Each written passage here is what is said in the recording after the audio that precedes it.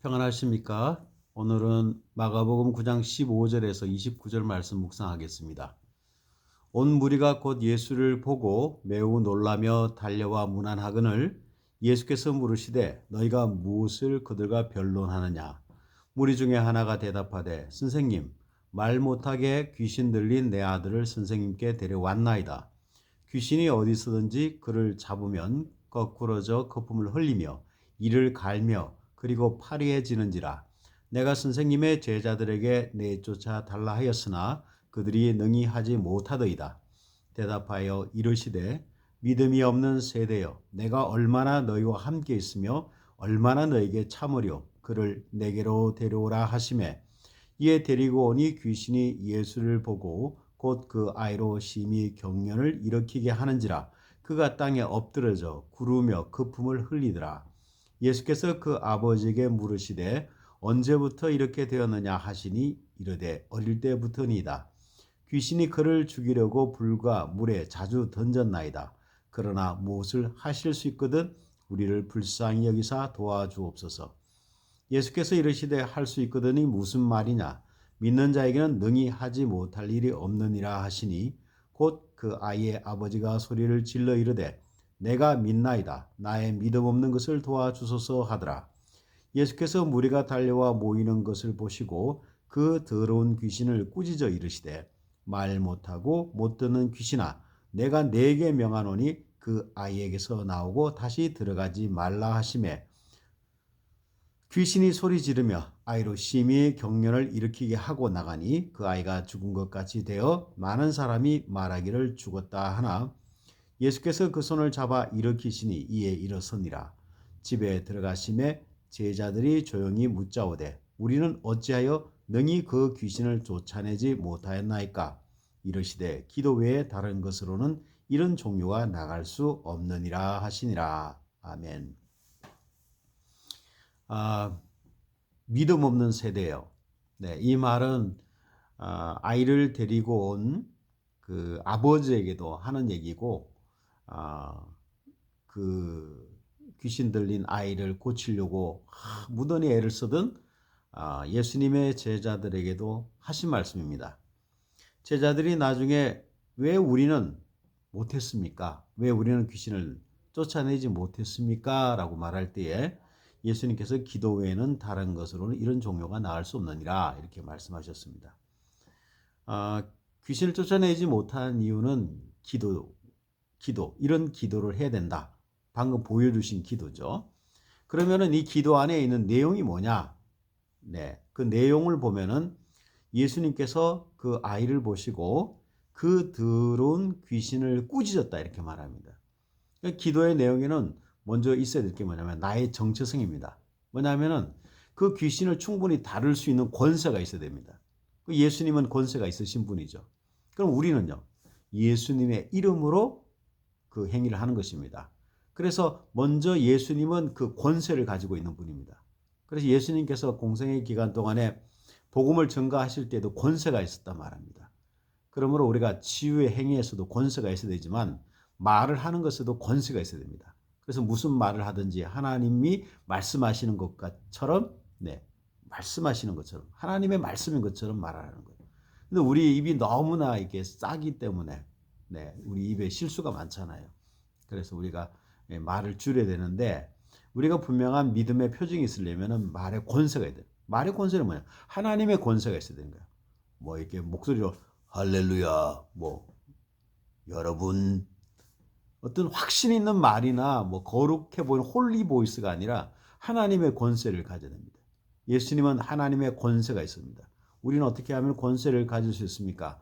성령으로 충만해야 됩니다. 하나님 앞에 권세 달라고 은혜 달라고 기도할 때에 하나님께서 우리에게 권세를 주십니다.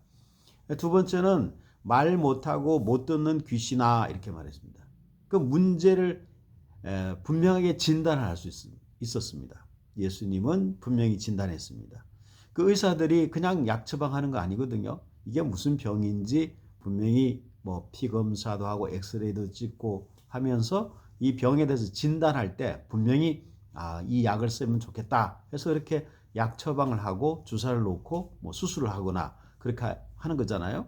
그런 것처럼 여기에서 보니까 어릴 때부터 태어날 때부터 그랬고 그의 아버지가 말은 뭐냐면은 귀신이 그를 붙드는다 이렇게 표현하고 그런 현상이 나타나면은 거꾸로서 거품을 문다 이렇게 나왔습니다. 그리고 예수님과 이 아이가 만났을 때에도 심히 경련을 일으키고 땅에 엎드려져 거품을 흘리더라 이렇게 됐습니다. 그 현상을 보고 얘는 귀신 들리는 것이 맞구나 표현한 거죠. 그래서 예수님께서 그렇게 말씀하셨는데 여기에 어떻게 진단이 더 들어가냐면 말 못하고 못 듣는 귀신아 그랬어요. 경련을 일으키는 것은 하나의 현상인 거예요. 그래서 이 말 못하고 못 듣는 귀신아라고 이 귀신, 이 아이 안에 있는 이 악한 영의 존재를 분명하게 진단하는 거예요. 그래서 우리가 어떤 현상들을 보지 말고, 이 나타나는 것은 경련이고 거품이고 또 어릴 때부터 있었지만은 분명한 것은 말 못하고 못 듣는 귀신아 이렇게 불렀다는 겁니다. 우리 성령의 연사 중에 지식의 연사도 있고 지혜의 연사도 있잖아요. 그래서 우리가 이 세상을 바라볼 때 통찰이 있어야 돼요. 겉으로 보이는 것이 아니라 그 내면에 지금 무슨 일이 벌어지고 있는가, 이 영적인 세상에서 어떤 일이 벌어지고 있는가, 그걸 보려고 해야 되는 거예요. 뭐 다 볼 수 있는 건 아니지만은 저도 다 못 봅니다. 그러나 보려고 노력을 해야 되는 거예요. 그래서 바깥에 있는 현상이 아니라 분명히 이 영적인 지금 우리나라가 지금 어지럽고 힘든 상황에 대해서는 이 영적인 문제가 있다 이렇게 봐야 되는 겁니다. 그래서 다시 정치 얘기는 하지 말고 다시 말씀으로 돌아와서 그 다음에 예수님께서 하신 그 기도의 내용이 뭐냐면은 그 아이에게서 나오고 다시 들어가지 말아라 이렇게 말합니다. 메시지가 분명한 거예요. 나가라 그리고 다시 들어오지 마 이렇게 얘기했다는 거예요. 그래서 우리의 현상 우리가 나타나는 어떤 불평감이나 어떤 영적인 문제들이 있을 때에 분명히 내 안에 그 권세가 있는가. 우리가 세상 사람들도 말하잖아요. 말하는 대로 된다. 뭐 이적에 말하는 대로 이렇게 하잖아요. 말하는 대로 된다. 성공한 사람들은 다 그렇게 얘기하거든요. 말하는 대로 된다. 이렇게 말을 합니다. 그러면 말하는 대로 된다고 말하는 그 믿는 그 사람들은 하나님이 없어요. 예수님이 없단 말이에요. 그냥 내 마음에서 그냥 우리가 말하는 대로 쓴 대로 됩니다. 여러분 열심히 말하고 글로 쓰십시오. 이렇게 말하잖아요. 그럼 세상 사람들도 그렇게 되는데 우리에게 할 수 있다 하시니 우리에게 능력의 하나님, 우리에게 전지하신 하나님이 우리와 함께 하시고 또 예수님도 우리에게 약속하셨잖아요. 내가 하는 일을 너희도 하고 나보다 더 큰 일을 하리라 이렇게 말씀하셨는데 우리가 안 믿는 거예요. 그러니까 우리가 말을 할 때 내 마음에서 가슴에서 믿으면서 말하는가 이게 참 중요해요. 그래서 우리가 이 목사라는 직분을 가지고 있어서 느끼는 바가 뭐냐면요. 제 마음에 절절하게 믿음이 오는 그 말씀이 있어요. 은혜가. 그런데 이게 어떤 때는 이제 이걸 이제 성경의 말씀으로 가르쳐야 된다는 것은 그런 부담감이 있을 때가 있습니다. 그래서 어떻게 보면은 제 마음 속에 믿음이 부족한 거죠. 그럴 때 제 마음을 제 자신을 다시 돌아보게 됩니다. 그래서 내 마음에 믿는 믿음을 가지고 선포하는 것이 필요하잖아요. 그래서 내가 믿는 믿음이 내 심령에 있는 그 믿음이 말로 나와야지만 이게 가능하다는 그게 기도예요. 기도. 다른 본문에서는 기도를 여러 가지로 또 다르게 정의할 수 있지만 오늘 본문에서는 이런 기도 외에는 다른 것으로 이런 종류가 나갈 수 없다 그랬잖아요. 이 기도가 뭐냐? 예수님이 하신 기도는 권세 있는 기도. 그리고 분명히 진단할 수 있는 것. 거기에 대해 딱 찝잖아요. 그리고 세 번째는 분명한 메시지가 들어가야 되는 겁니다. 오늘 여러분들이 하나님 앞에 기도할 때도 마찬가지예요. 내 정체성이 하나님의 자녀다. 내가 하나님의 아들이고 딸이다 하는 그런 정체성을 먼저 가지고 하나님 앞에 보좌 앞에 나아가는 거예요. 그래서 하나님 보좌 앞에 담대히 나아가라 그러잖아요. 우리가 죄인이고 내 자신을 볼 때는 뭐 이렇게 드러낼 게 없지만은 하나님 앞에 담대히 나아가라. 그리고 하나님 앞에 담대히 나아가고 그리고 또한 하나님 앞에 무엇을 구할 것인지 무엇을 분명하게 하나님 앞에 정하는 것이 필요합니다. 우리 기도 내용에도 중언부언하지 않도록 분명한 메시지가 필요합니다. 그리고 또 더 나아가서는 하나님을 찬양하는 기도를 하면 더 좋겠습니다. 오늘 본문에서 하나님은 어떤 분인가? 우리 성삼위 하나님, 오늘 신약이기 때문에 예수님, 예수 하나님에 대해서 말씀하겠죠. 예수 하나님은 어떤 분이냐? 사람들에 대해서 관심이 있는 분이다. 여기 보면은 15절에 너희가 무엇을 그들과 변론하느냐 이렇게 나왔어요. 세상 삶에 대해서 관심이 있으신 분이에요. 사람들은 나에 대해서만 관심 있잖아요. 예수님은 다른 사람에게 관심이 있었어요. 예수님께서는 많은 사람을 살리기 위해서 오셨기 때문에 관심이 있었습니다. 그리고 예수님을 본받은 우리도 조금은 이렇게 시야를 넓혀서 다른 사람에게 관심을 가진 게 필요합니다. 그 두 번째는 하나님은 능력이 있는 분이다. 네. 이 귀신 들린 자를 자유케 하고 또 고쳐주시는 그 하나님, 그 예수 하나님이십니다.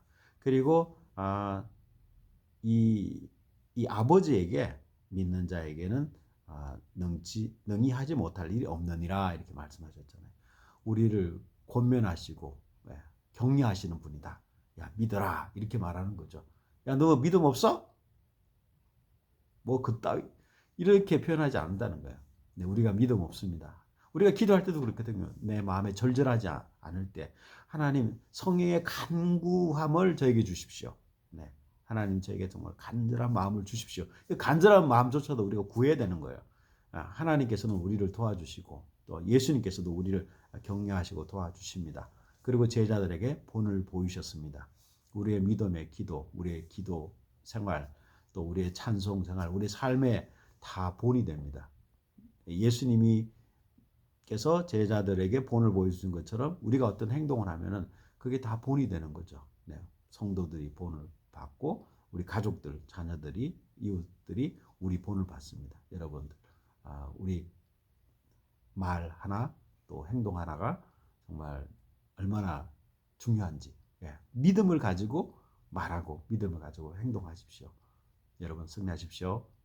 감사합니다.